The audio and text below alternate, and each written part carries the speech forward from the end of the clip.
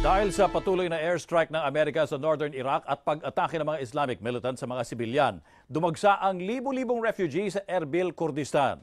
Sa gitna ng kaguluhan doon, ipinadama ng mga Pinoy ang diwa ng bayanihan. Mula Kuwait, may balitang global si Maxi Santiago.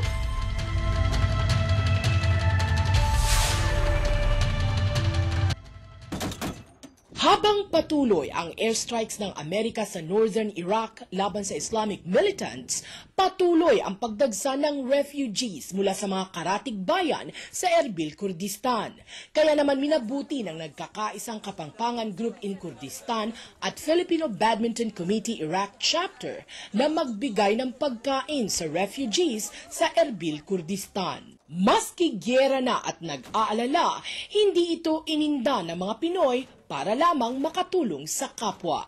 Ako'y nagkakaisa at nakita pagmamahal ng mga Pilipino bilang isang pananampalataya na may pagmamahal sa kapwa. Napagaan naman ang pakiramdam ng mga refugees sa ipinakitang kabutihan ng mga Pinoy sa gitna ng krisis. Ang iba, nagsabi ng kanilang mga hinaing sa international community.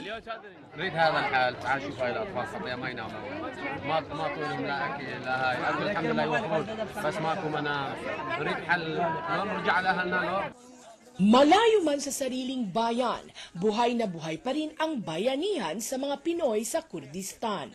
Maging ang religious community, pinuri ang pagkakaisa at pagtulong ng mga Pinoy sa mga refugees. People's Philippines, thank you. Thank you. Grazie so much.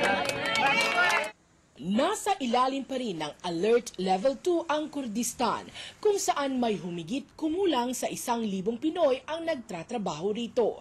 Karamihan sa kanila, mas gugustuhing manatili kesa umuwi sa Pilipinas sa kabila ng kaguluhan dito. Maxi Santiago, ABS-CBN News, Kuwait.